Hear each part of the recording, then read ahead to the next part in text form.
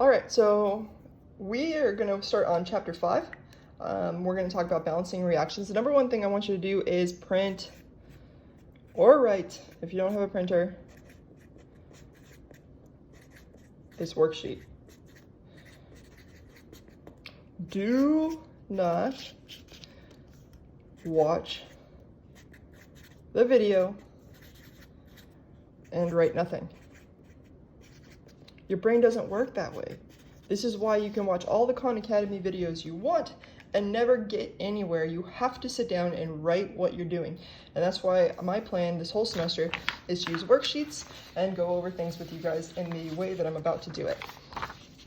All right, so intro notes. Why do we balance reactions? All right, so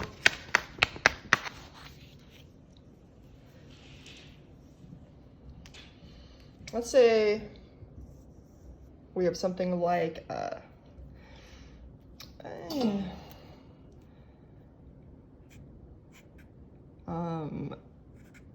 H2 gas, and we really pressurize it in the presence of O2 gas, and we form water.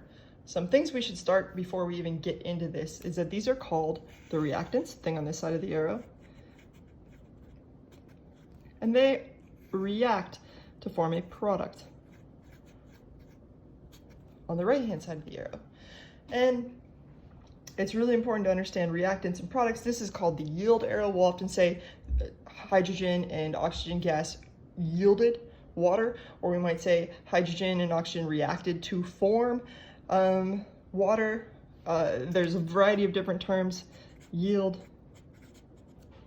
form, made, etc. Something to that effect. So anytime we have something making something else, we're always talking about reactants making a product. Now, if I were to actually draw this out in terms of single molecules, let's say we weren't looking at moles, we were looking at a single molecule. You got a single molecule of H2 gas. Let me do a better job here. Let's make this an H and an H. And here's an O and an O. And we react over here and we form an O with an H and an H.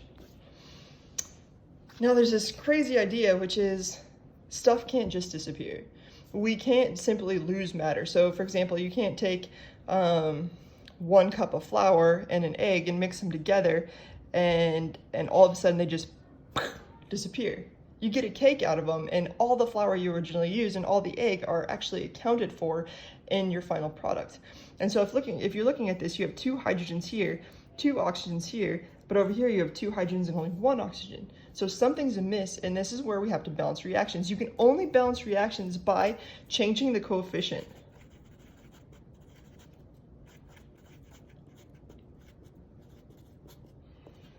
The coefficient is the number that goes in front of these things here. And so if you're looking at it, you would say, hey, wait a second. There's 2 hydrogens and 2 oxygens, and over here you only got 1 oxygen. So you might say, hey, maybe if you make 2 waters over here.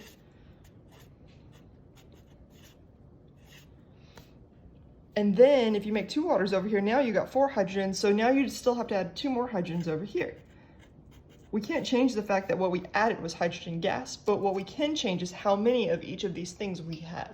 And that's what I mean by changing the coefficient. So to put this in terms of chemistry, this would have been changed to a 2 because we said, hey, no, now we got 2 waters. Didn't change the fact that it's water, but now we got 2 waters. And then over here, we now have 2 H2. And this would be a balanced reaction. We didn't have to touch the oxygen. There's oxygen on both sides. So let me go ahead and do that again from the beginning with the method that I'll be using this entire time. So if we said, you got a reaction like this,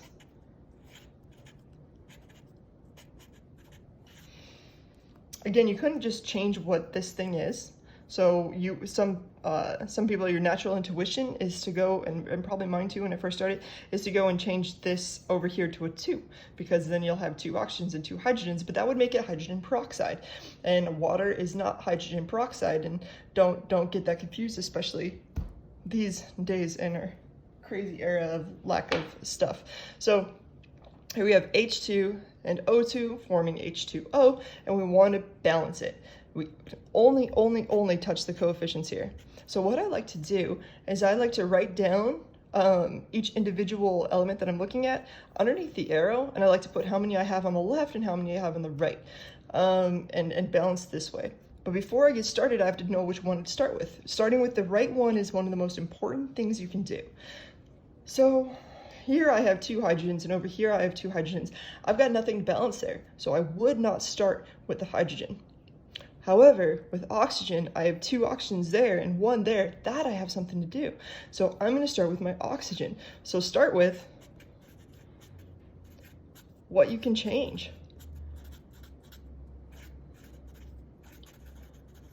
And the rules here are going to get a little more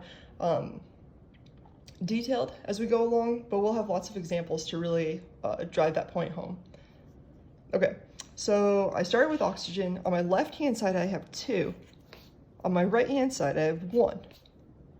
So how I figure out the coefficient I need to put there, I could look at it and kind of use critical thinking and work my way through it. Or I could go back to an old standby I like to use, which is say, take the big number, divide it by the small number, and put the answer there. Let me say that again. Take the big number, divide it by the small number, and put the answer there. So in this case, I have 2 divided by 1, which is 2. And that's why I put a 2 there. And now I have 2 oxygens on my right-hand side. Then I move on to hydrogen. Oftentimes, if you balance or you add a coefficient here, now you look at what you've changed. Here we changed the number of hydrogens, so now we have to go back and do hydrogen. On my left-hand side, I have 2. On my right-hand side, I now have 2 waters. Each water had 2 hydrogens, so I have a total of 4 over here. Again, I have 2 waters. Each water has 2 hydrogens. Now I've got a total of 4 hydrogens. If you remember, in order to figure out the coefficient I got to put here, this is the one I need to change. I take the big number, divide it by the small number, and I put the answer there. 4 divided by 2 is 2. And this would be a balanced reaction. We wouldn't put 1 there, it's not necessary. Chemists hate 1s for whatever reason. All right, let's move on to combustion reactions. So I am currently in my kitchen right now, which I painted, by the way, y'all. It looks sick. I'm so excited. I'd show you, it's kind of a mess. I'll just show you. What? Look at that cool color. It's so rad. I like it. I hate to. Okay, so apparently showing you my kitchen was a bad idea. That was apparently vain, and my camera knew it, and it said, don't do it. So then it cut out on me. So I'll splice these 2 parts together. All right, so let's go ahead and begin with combustion reaction. So the reason I showed you my kitchen, I was going to show you my stove and say, hey, if something lit on fire in my stove, how would I put that fire out? A combustion reaction essentially is the reaction that's going to be creating a lot of heat. And so the number one thing we tend to think about is fire. Fire is a combustion reaction. Something burning is going to be fire is actually the release of the heat, but it's anytime we have fire, we have a combustion reaction. And so it made me think, okay, well, if we've got a fire, how do we put it out? And some people may say water, and you're correct, but that doesn't work in all cases. There is something that works in every single case, and that is to remove oxygen. The reason removing oxygen, and we should put it O2 because we know that it's a diatomic, the reason removing oxygen from a fire or combustion reaction works is because it is a reactant in a combustion reaction. So let's take methane gas, for example.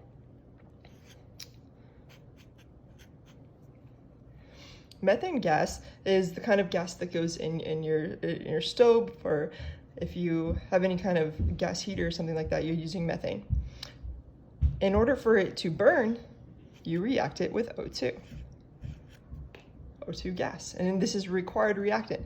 And what you get is actually CO2, which you might know.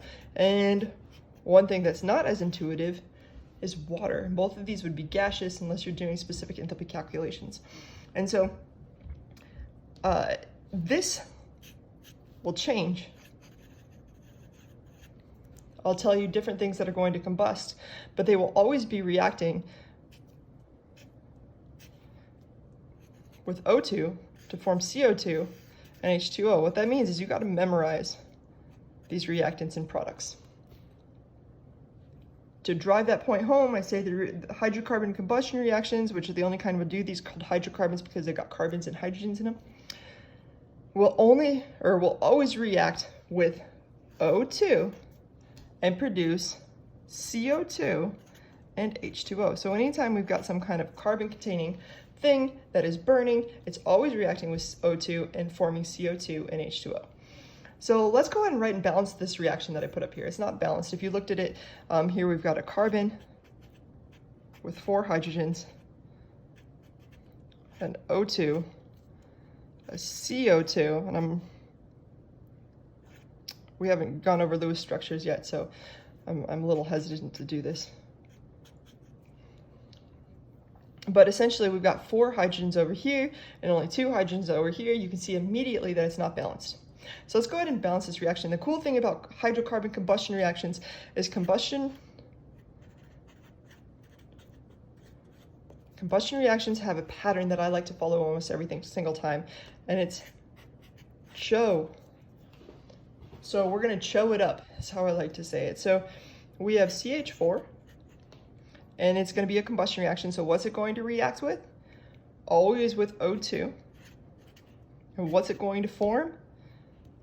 CO2 and H2O. And now we have to balance. The reason I say CHO is for a few different things. The most important thing in balancing a reaction, and I said we'll add things to balance a reaction, or rules to balance a reaction up here. 1, we start with what you can change, and 2, you want to end with the thing that is alone. When I say alone, I mean alone or paired with itself. In this case, the only thing that's alone is oxygen. And so it's actually kind of a poor example for me to start with methane, because I tell you to start with what you can change. We could also balance this HCO, but I think CHO is just really easy to remember, and it works every single time for combustion reactions. So let's go ahead and just write CHO here and get to it. On my left-hand side, I have 1 carbon. On my right-hand side, I have 1, so there's nothing I need to change, and that's why you probably could have started with hydrogen easily. On my left-hand side for hydrogen, I have 4, CH4. On my right-hand side, I have 2. If you remember, you take the big number divided by the small number, 4 divided by 2, and you put that answer there, is 2. Move on to oxygen. On my left-hand side, I have 2 oxygens. On my right-hand side, though, I've got a couple of different sources of oxygen, so let's make sure we get them. We have CO2. Now, there's only 1 CO2, so there's 2 oxygens coming from that 1 CO2. And we have 2 waters. Each water has just 1 oxygen, and therefore we have 2 over here. 2 plus 2 is 4, so we have a total of 4 oxygens over here. And you could have seen that if you'd drawn it out like this as well. Okay, so here we have 4 and 2. 4 divided by 2 is 2. That's why we put a 2 in front of the O2. And now that reaction is balanced. Ways that I would ask this question, I would say, what is the coefficient in front of blah? So for example, if I said, what's the coefficient in front of O2? You would say it's 2. Another test question I might ask is add up all the coefficients, and you'd say 1 plus 2 plus 1 plus 2, which would be 6.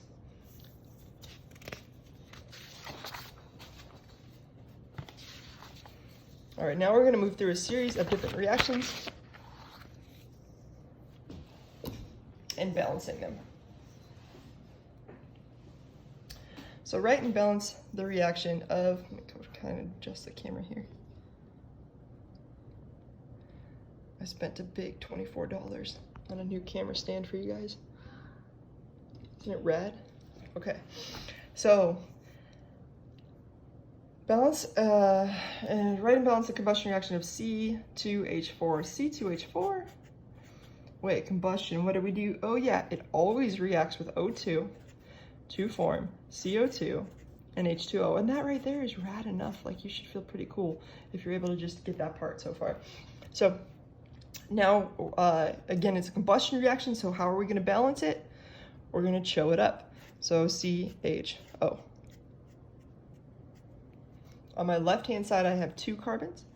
On my right-hand side, I have 1. Big number divided by a smaller number, so 2 divided by 1 is 2. I put a 2 there. Now we move on to hydrogen. On my left, I got 4. On my right, I have 2. 4 divided by 2 is 2, so I put a 2 there.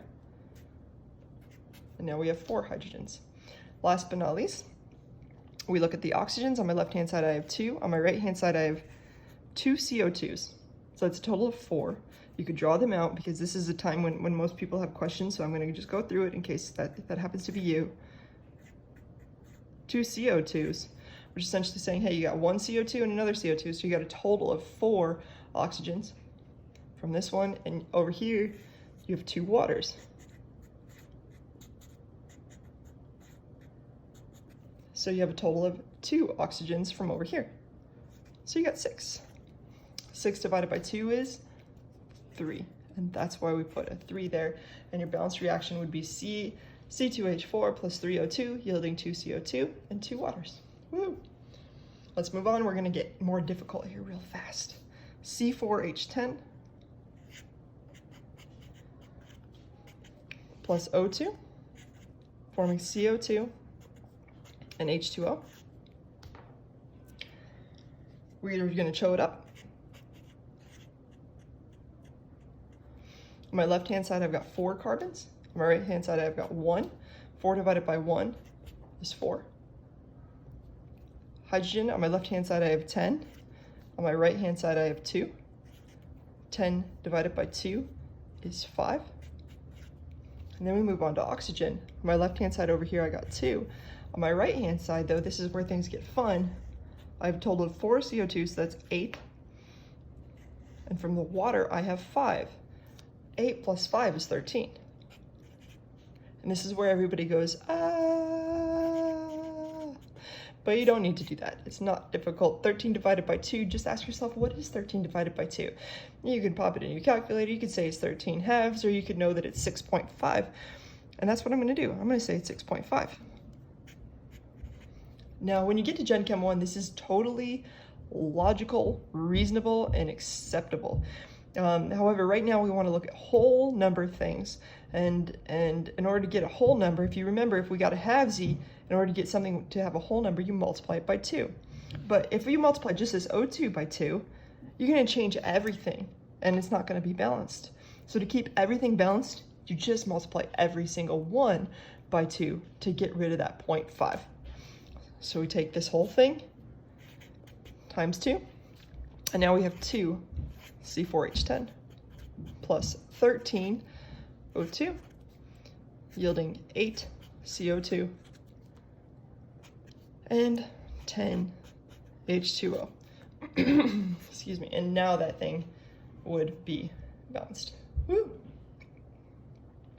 Now let's go ahead and do a different example. Here we have a hydrocarbon that has an oxygen in it. This is butanol. Oh man, I was going to tell you guys how to do butanol bubbles, but now it's on video, so look them up.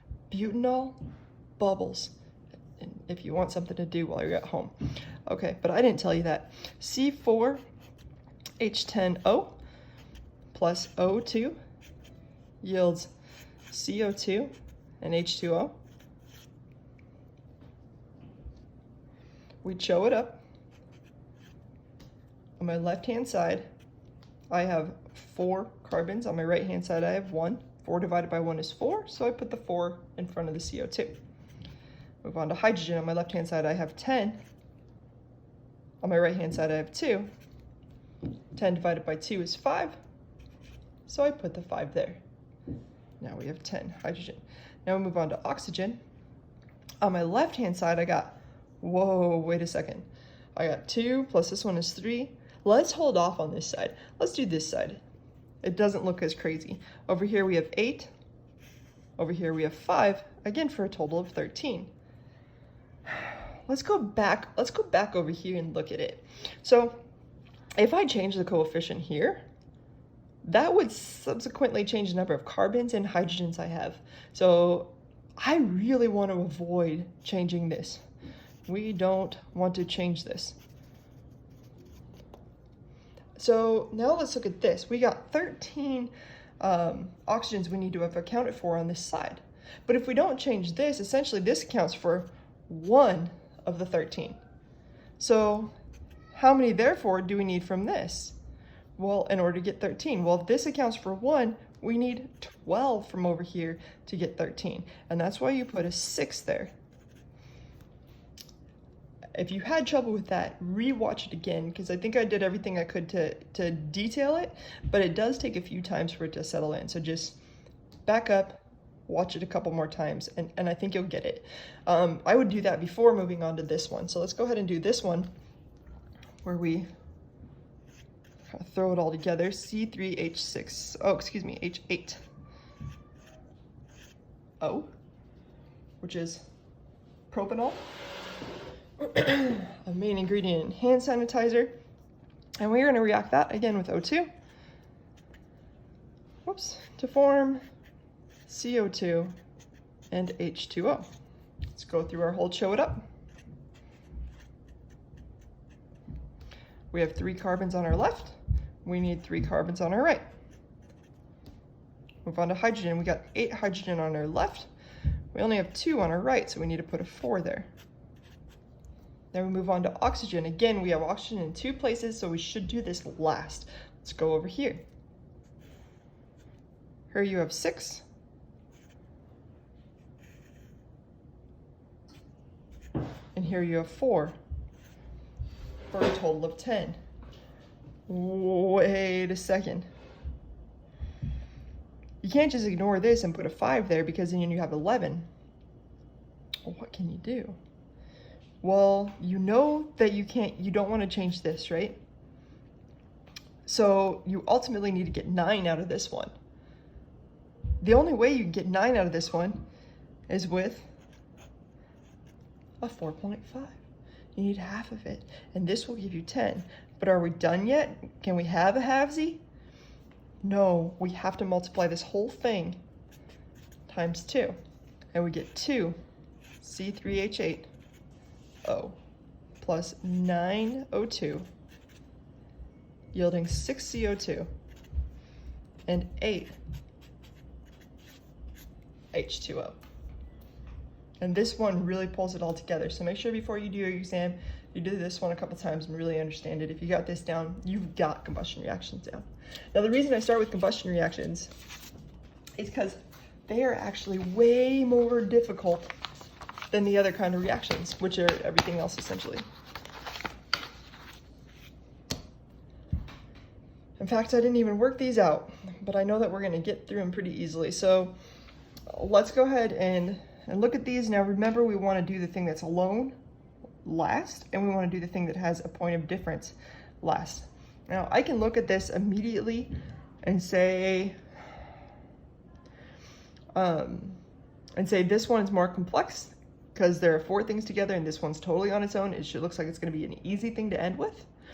Another thing I can look at is, over here I have 3, over here I have 1. If I put a 3 here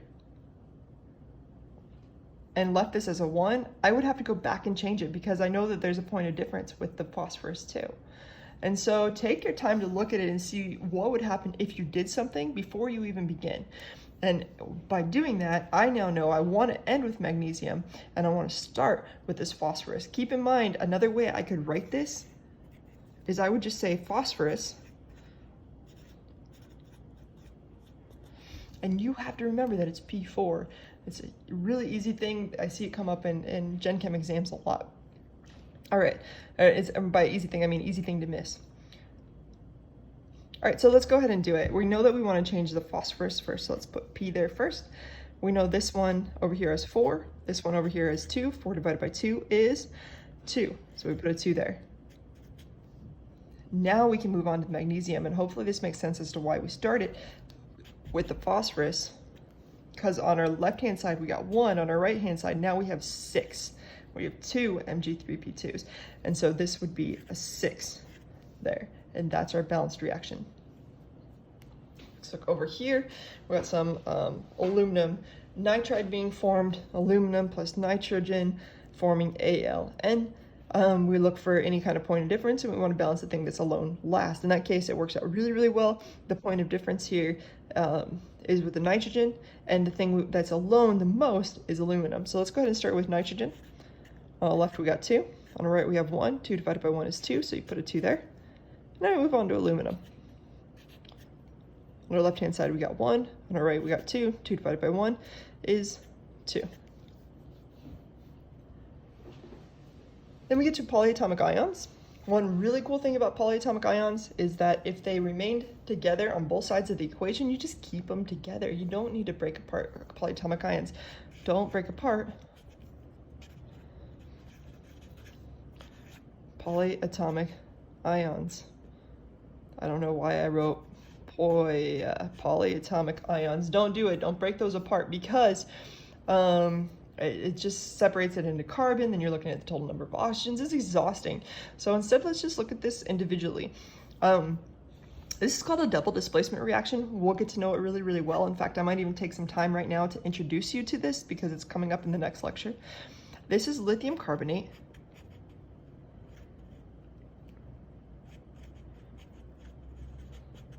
This is iron 3 sulfate. And you could have actually predicted these products just by knowing these two names. So if I came over here and covered up these products, you know you have lithium carbonate and iron sulfate. These will switch and you'll get lithium sulfate and iron 3 carbonate. And that's exactly what you end up getting. Over here is iron 3 carbonate. And that's a double displacement reaction because two things switched in lithium sulfate.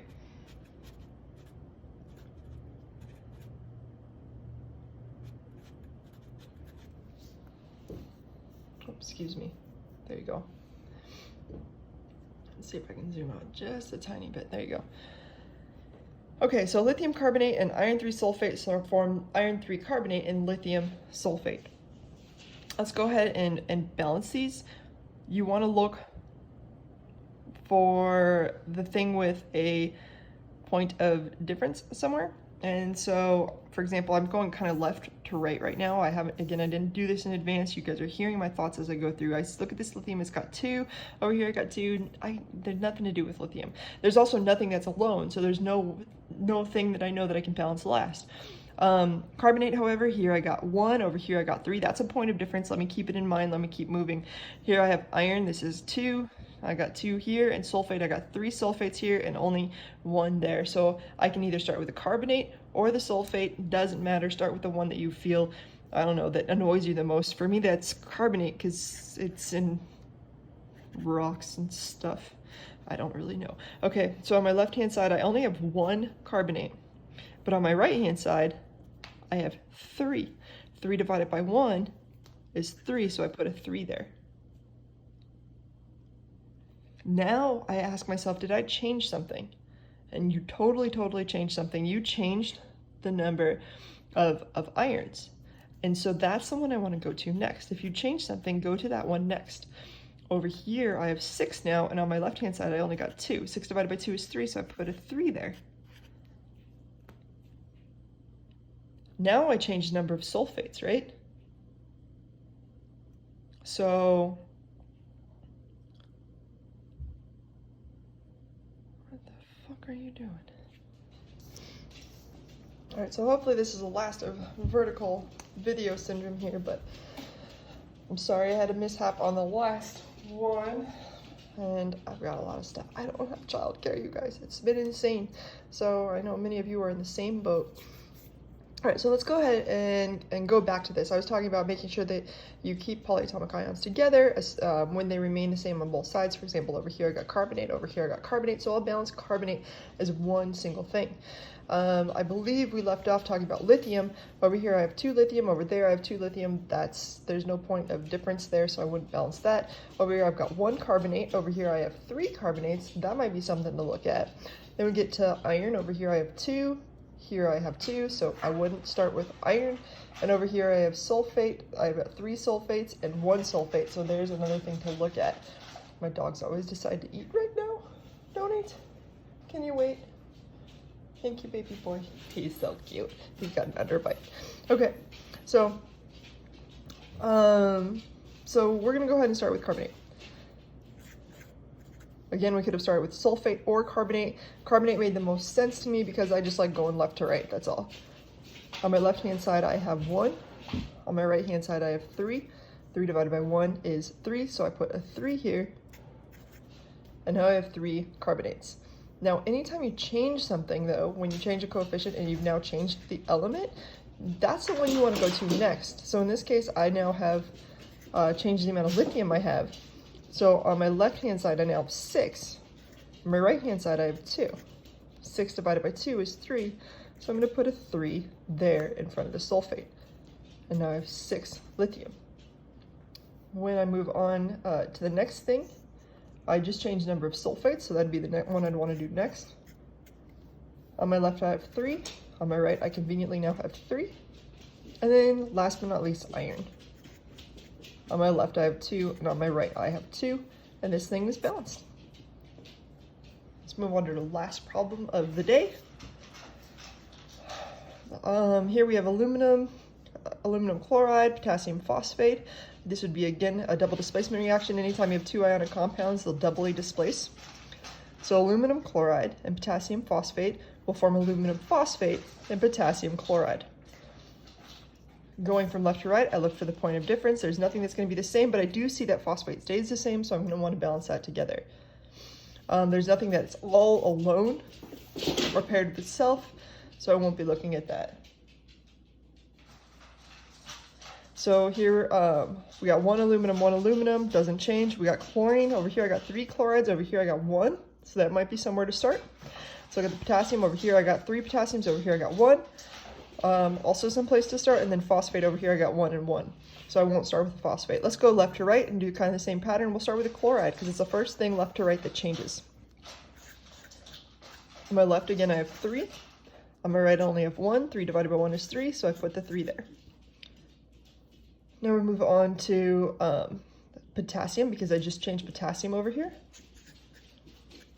On my left-hand side I have 3. On my right-hand side I have 3. So that works out really well. Now I can move on to anything I really want. Phosphate. Let's do that and get it out of the way. On my left I got 1. On my right I got 1. And aluminum. On my left I got 1. And on my right I have 1. And that is balanced. So you guys just went through, you did a whole bunch of balancing reactions. I hope you're feeling pretty decent. And I might post another lecture by the end of the week. If not, we'll start the second section of chapter 5 next week. So have a good one. Bye.